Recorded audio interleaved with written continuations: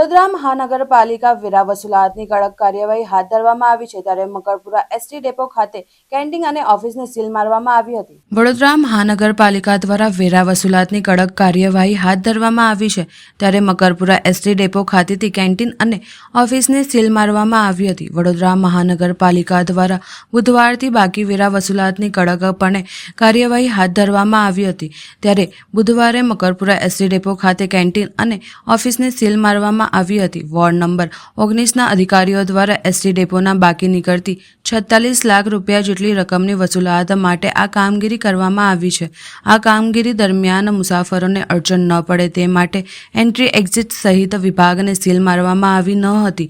મકરપુરા વિસ્તારમાં આવેલ સરકારી એસટી ડેપોના વિવિધ 2 બિલ જેટલી કુલ રકમ 46 લાખ જેટલી નીકળી રહી છે જેટલી બાકી બોલે છે। પાલિકા દ્વારા આગામી સમયમાં સરકારી અર્ધ સરકારી મિલકતોના વેરા બાકી હશે તો પાણી કનેક્શન કાપવાની કામગીરી પણ હાથ ધરવામાં આવશે।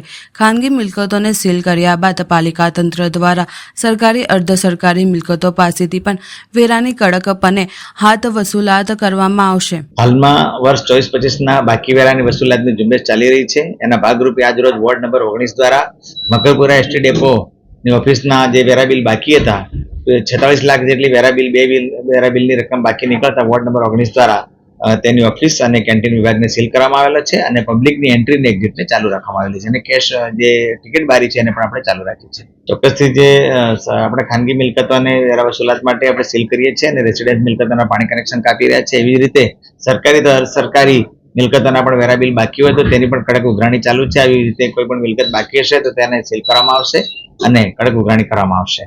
ટોટલ બીજા પાર્ટ પેમેન્ટ એમના કરેલા છે। અત્યારે 2 વેરા બિલના 46 લાખ ઉપરાંત વેરો બાકી હોય 2 વર્ષથી બાકી હોય આજ રોજ વોર્ડ નંબર 19 દ્વારા સીલ